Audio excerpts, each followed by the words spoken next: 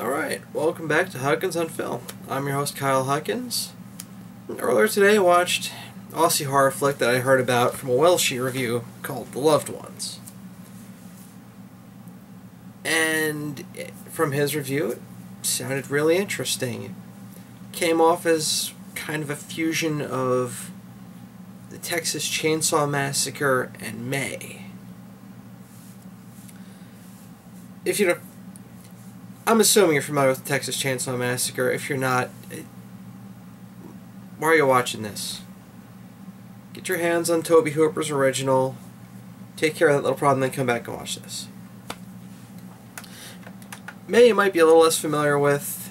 It's more, it's not as well known a film, but it's basically about a girl who ends up trying to create her own Frankenstein because she's just horribly lonely. It's a great movie. It's incredibly depressing as hell. It's very dark because, it's a very sweet girl, but she's so incredibly awkward that she just can't deal with people very well. She wants to, she longs to, she just can't. And anyway, I'm not going to get too much into it, but very well done movie. I highly recommend that too. And from his review, I got the idea that it was a fusion of the two. Which... It's a lot more Texas Chainsaw Massacre than May, that's for sure. Overall, it was alright. I mean, it's a short film. It's only an hour and like 24 minutes or so. Although it's got a lot of padding in it. The main story is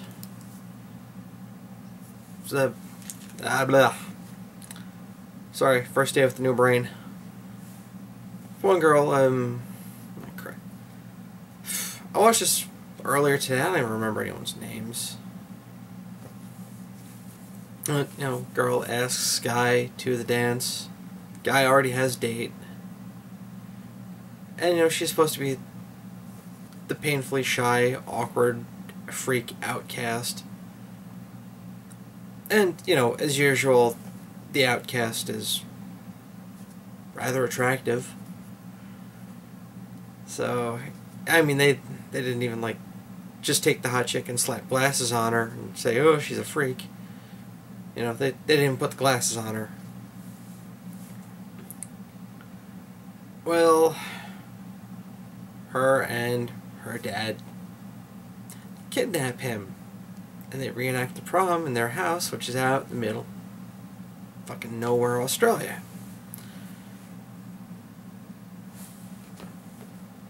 Now, a lot of the padding comes from kidnapped boy. His best friend, he's going to the dance with insanely hot, crazy goth chick.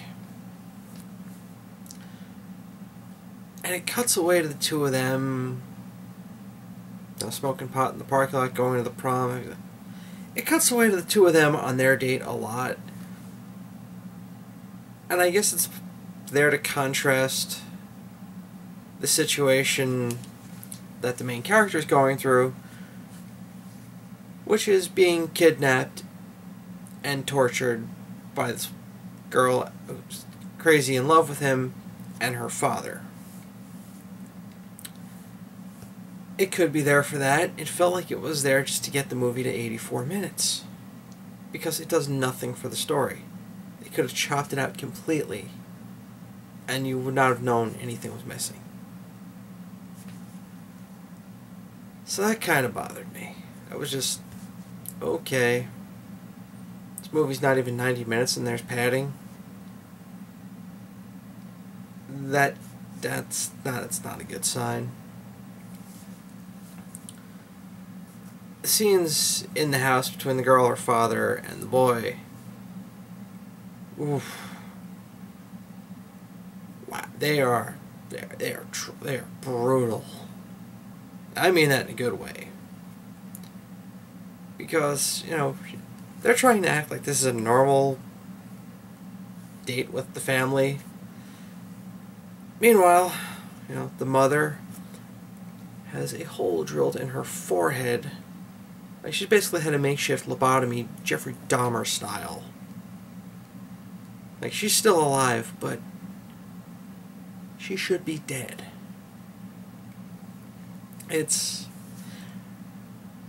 And the makeup, all the violence, it's incredibly well done. It's all practical and, oof, it's really good. Incredibly violent movie. And, you know, whenever they're torturing him, it's because he keeps escaping. So, like, the one time he escapes, they manage to get him back, got him tied to a chair. How do they make sure he doesn't leave? They hammer a steak knife through each foot into the floor. A little implausible, but for making you go, it makes you squirm. It really does. And it's, you know, all of the gore is really, the performances are good. The one problem I had is I felt like you were supposed to empathize with the girl a bit because she's awkward. And you know, unlike May, you never really feel that pathos for her. Because, oh my god, she's a foaming at the mouth psychopath. Like, even with May, there's a desperation and a longing when she finally lashes out. The character in this, she comes off more spoiled than anything. So it makes her incredibly unsympathetic. I know she's kidnapping and torturing someone. She's not good. It's very hard to make that sympathetic, but at the same time, it does feel like she's supposed to be a sympathetic, or at least someone you can understand. Like, no, she's a 16-year-old Leatherface. And I mean, she's got the dad wrapped around her finger. And he plays more of the cook role, even though he's the guy who knows all this stuff because, he perfected it on her mother. So it never quite clicks on that level with me. I mean, I think the problem there was mostly script related. Because I think the actors all do fine. I'm blank on the names. Like I said, I watched this a while ago. I had stuff to do. Ended up watching Walking Dead, of course, so all of the details I'm admittedly a little fuzzy on. But I feel like you're supposed to feel like the characters, the killers, just aren't entirely horrible. They've just got some issues. I'm not quite putting that right, but I can't think of the words right now. But you're supposed to be able to relate somewhat to what they're going through in their struggle for acceptance, and it's just, no, I've never done. And I mean, look, we've all had our high school crushes, our unrequited loves. We've all had moments where, okay, we've thought some stuff that 5 seconds later went, oh, okay, let me walk that back a bit. That was a little batshit on my part. These are people who never walked that back. And in fact, batshit's pretty much the default setting. So it's just... So, like I said, it's an alright movie. It feels too much like a Texas Chainsaw Massacre ripoff. That the whole emotional side that you're supposed to get it just doesn't quite click for me.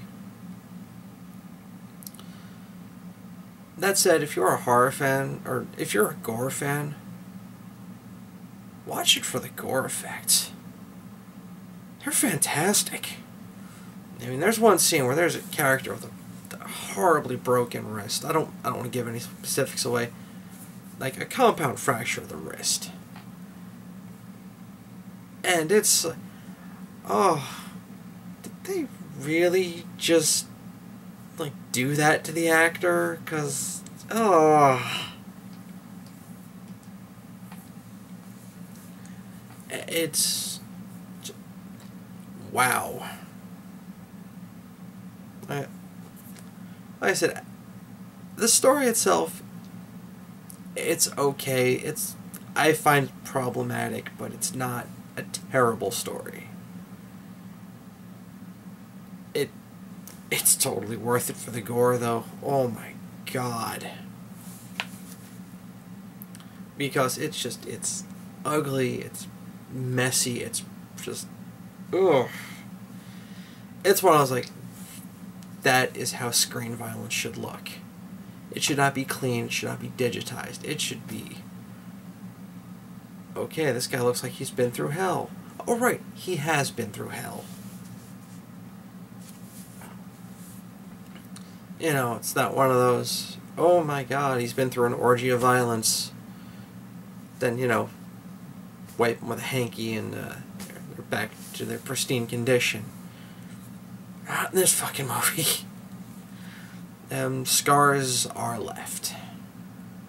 It was very impressive in that regard. Oh, I mean, I got it on Netflix. I'd have Netflix with or without this, so...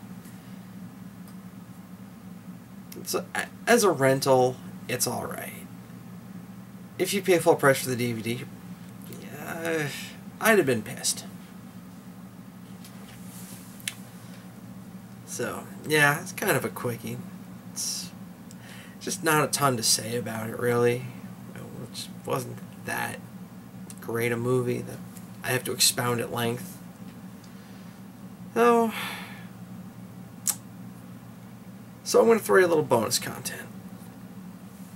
I went to the New York Comic Convention. It was this weekend. I went Friday and Saturday. I would have gone on Sunday too, but I was pooped. Way too much going on.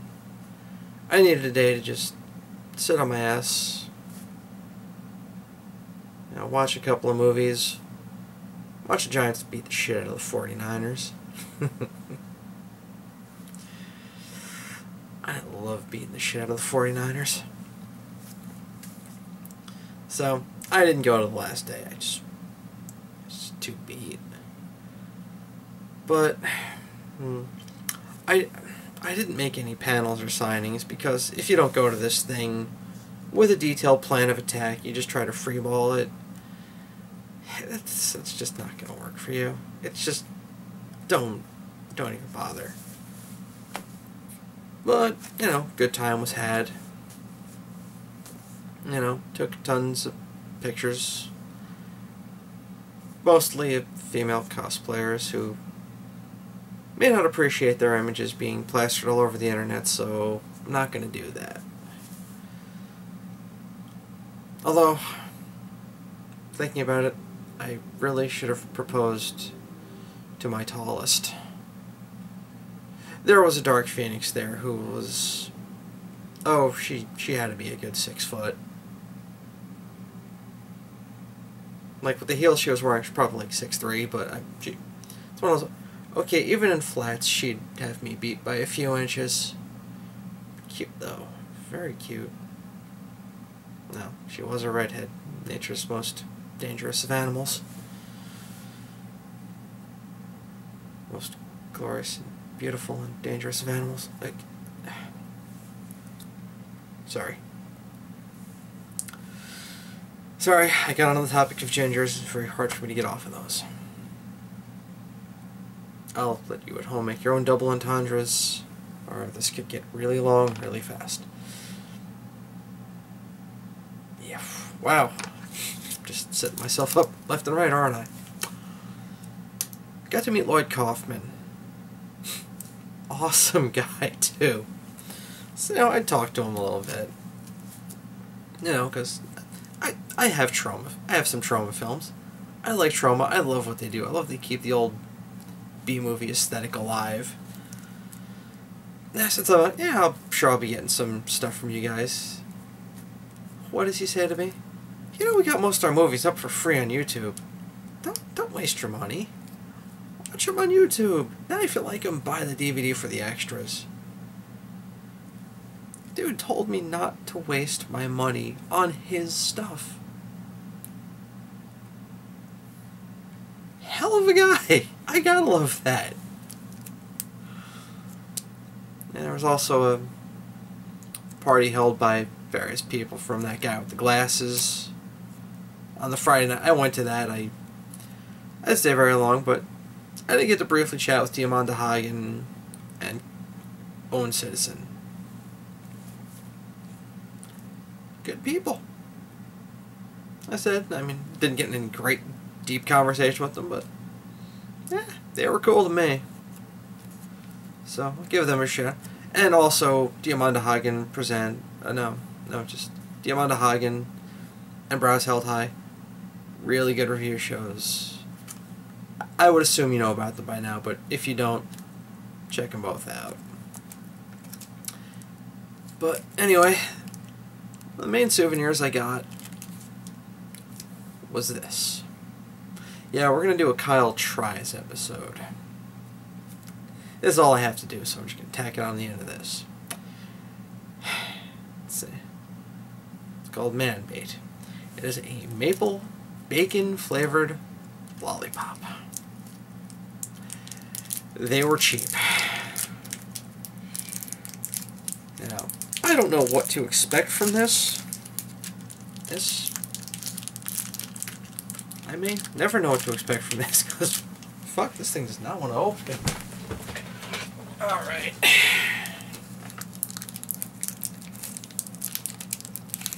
Oh, there we go. Oof. That is on there. Well, guaranteed freshness if you order from them, that's for damn sure. So, yeah, maple, bacon, lollipop. Here goes nothing.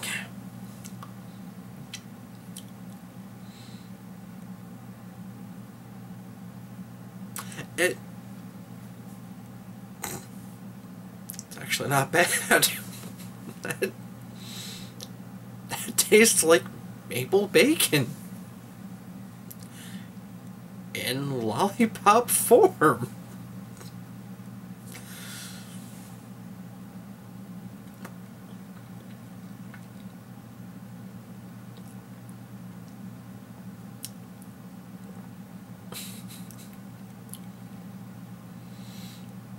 Wow. I'm impressed. I guess since they chose maple bacon, it kind of works. You know, maple bacon's a bit sweeter. That would kind of work as a candy. It's actually damn good. I'm just one of those people. I for lack of a better term, I'm a snob about it. It's like, no, those two things don't go together. No.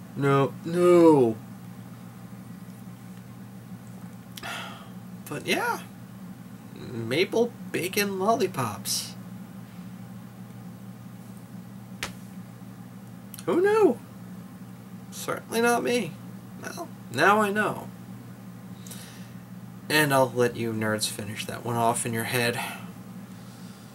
Me? Well, I'm Kyle Huckins, and I'm fucking off, and I'm gonna enjoy this.